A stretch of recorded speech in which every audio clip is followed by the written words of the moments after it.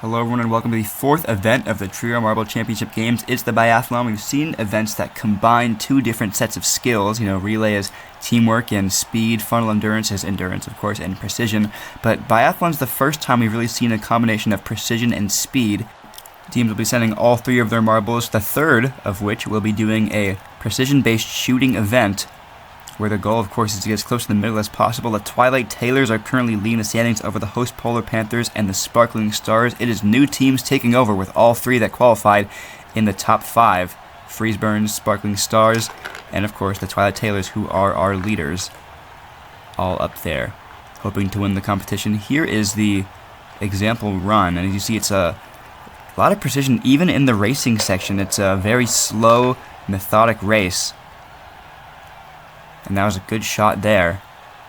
See, teams will receive penalties based on how far from the middle they are. So if you end up in that middle white section, that's the best possible outcome. You will get no penalty seconds. And I believe if you're halfway in between, like we saw here, it would be a 0.25, then 0.50, 0.75, and so on, the further out you go. So a large chunk of this run is making sure you get the initial run-up, this three-team section, right. Because you only save so much time, or actually I guess it would only cost you so much time to have a far shot or a far veering shot. The electrolytes are up first, and they really need some points here. They did great in the qualifiers and have just not been able to replicate that this season. Looking for a good shot, and they will get one fully in the red. I believe it's 0.5 on their score. They finished with about 11.25. They were a little bit over 11 seconds. Let's see what exactly. Oh, it's exactly 11.25. And it'll be 11.75 as their score. We don't know whether or not that's great or not because we have not seen anybody else run. So here come the plasma stripes to kind of give us an idea of whether that's a good score or a benchmark to try to beat. We'll find out. Plasma stripes are off now, getting a little bit hung up there on the course. They did not do particularly well in that first section, and I don't think it's going to translate to a good run overall. So they're hoping for a good shot. It did not really happen. That's a worse racing section and a worse shot for the plasma stripes. So they will be placing substantially lower than the electrolytes. What is their time exactly? It's a 12.98, just sub 13. So the plasma stripes don't stack up well against the electrolytes, but they might against the rest of the field. We'll find out now. Here come the camos. They have been doing better than both the other teams so far in the tournament, but not by very much. All three of these teams are around the bottom of the standings and are all looking for just a little bit to get them back in the race, really. See, anchor for the camos. What can they do? A good shot looked to be good, but they just kind of bounced off to the top, and they'll get a 0.5 as well. For a second, it looked like they would fall at that 0.25 range, and they just bounced completely off kilt. And it'll be a 12.27, so good enough for second, and that a score from the electrolytes is looking better and better. As we see the competitors come in, here come the Lilac Lightning. They have yet to replicate their Season 1 success so far, but everybody's just kind of waiting for it to happen, honestly. Will it be this event, or will we have to wait even longer? They have a better run so far than it looks like the plasma stripes, and maybe even the camos and electrolytes. It will be. It might have been sub 11, and that shot's a 0.25. They will be first overall, but what is the margin up top? Fans await to find out now. It'll be 11.50, clearing them by the extent of their penalty. So the gap up top is 0.25, and that's the amount that gets taken off by just being slightly off center. Here come Team Antimatter down the track. They look to be running smoothly, but not particularly quickly. They will finish slightly slower than the electrolytes, and it's a poor shot for them. That might be worse than what we saw from the plasma stripes when it came to veering down the right side. I believe so. What is that, a 1.25? It is for a 12.50. And that's not the worst we've seen all day.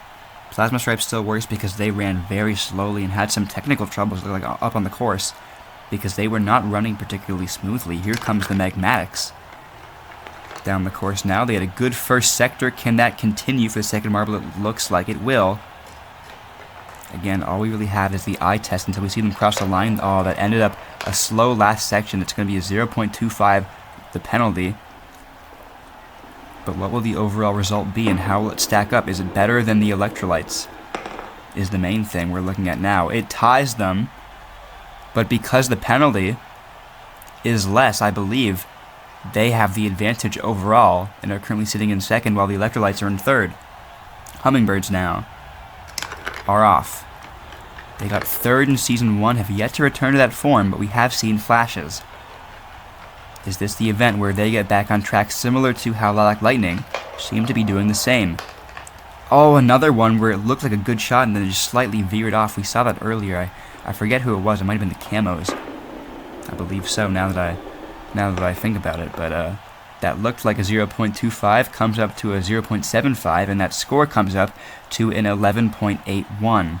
Not the best, not the worst we've seen so far. It's off the podium, but it's still a very respectable run. I think sub 12 is what you're looking at getting if you want to finish in the top half. Here comes Winfinity. And they would really like a good result here. They have not had one recently. They did enough to qualify, but never really had a standout performance in the qualifiers. And that shot actually rolls back into a more beneficial position. They are the first team to do that today. What was going to be, I believe, a 0.50, maybe a 0.75, rolled back up into a 0.25. I did not see the score when they crossed the line, but it will be enough for first place by 0.03 seconds.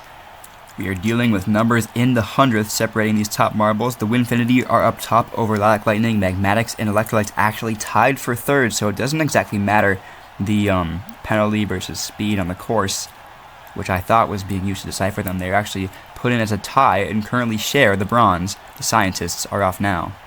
They're a team that had a poor first season and a wonderful qualifiers for Season 2. They look to be trending upwards, but have not yet done anything particularly special in this tournament. That could go for a lot of teams. A slow run there and a bad shot there, so their big break won't be coming today. But let's see where their score ends up when we compare them to the teams like the Plasma Stripes down on the bottom. Do they surpass them? They do, but just barely. A 12.98 is the worst score we've seen so far. That's 22 hundredths of a second better.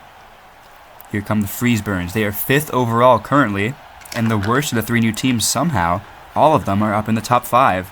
Nobody really expected this coming into the season, but they've all performed very strongly. And they look to be doing good here, but it is a slow exit for the third. I believe they lost time mainly in the second section, honestly, because it didn't look like a very bad third sector there. But by the time they crossed the line, you could see that the time was stacking up unfavorably. It's a 0.25 there and a 12.33 overall for 7th out of 10. I don't think that's going to be enough to keep them in the top 5. They will likely be dropping, but they can hang their hats on a good start to the season, and hopefully they can come back. Here are the Wolf Warriors, another team that we are used to seeing much higher in the standings than where they currently are at. They come down the course. That was a good second sector, it looked like. I did not really catch the speed in the first one. And they come across just after an 11. But once again, they're a team that looks like they're going to shoot better, and then they just bounce off to the side slightly at the end. They mimic what the Camos did too, I believe, to the exact proportion. Instead of a 0.25, it's 0.50. And at 11.77, they would have been a lot higher up had a few bounces gone their way, particularly the one at the end. Red Rogues up now. And that looked like it looked like a good first section, but then they got caught up on that X piece up there, and it all came undone for them. It'll be a slow run overall. The third sector does not help. The shot will save them from embarrassment, but a run that had potential to do well, thrown away by one mistake, and those are the margins in this tournament. Everybody here is so skilled. They actually tie a score we've seen earlier. That's the second tie we've seen. The competition up top is just so close. All these marbles really prove they deserve to be here in the qualifiers, but even outside the qualifiers, to even make it to that process of this competition, you really have to be such a competitor.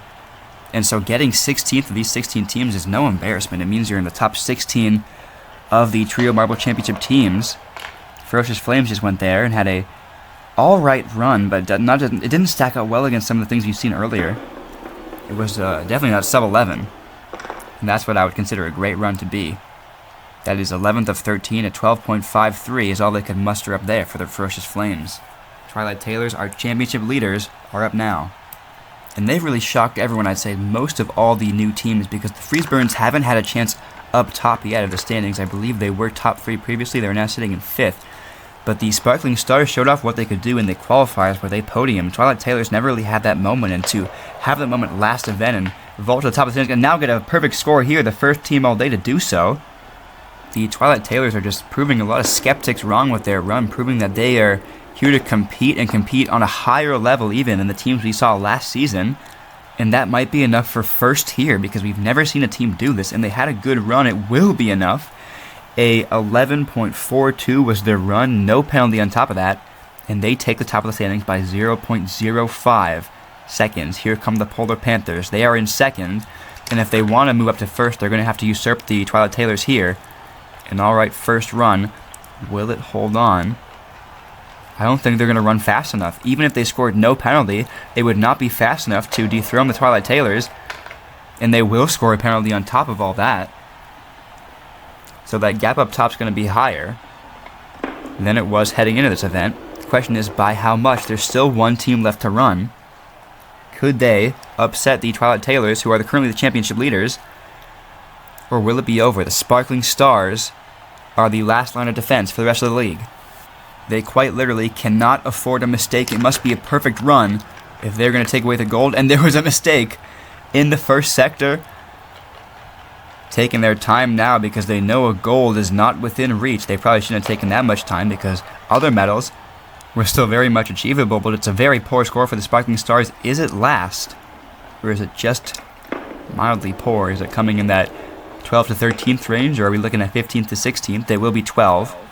12 out of 16 for the Sparkling Stars, but first out of 16 for the Twilight Tailors for the second time in 4 events. Insanely, that is not the first time this has happened. The Atlantic Lightning did it in Season 1, but they got 2 golds in 2 events. But I bet if you went back in time to before the season began and you asked the Twilight Tailors if they would be happy doing just half as well as their purple predecessors, they would tell you, of course. And they now sit atop the podium for the second time in 4 events.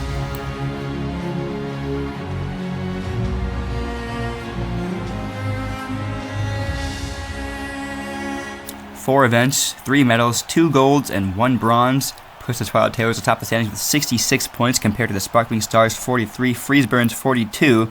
Means that the podium is comprised of all 3 new teams. What a title race this has been, and what a performance from the 3 newcomers. We will catch you in Event 5. It's also a newcoming event, the Ice Drag.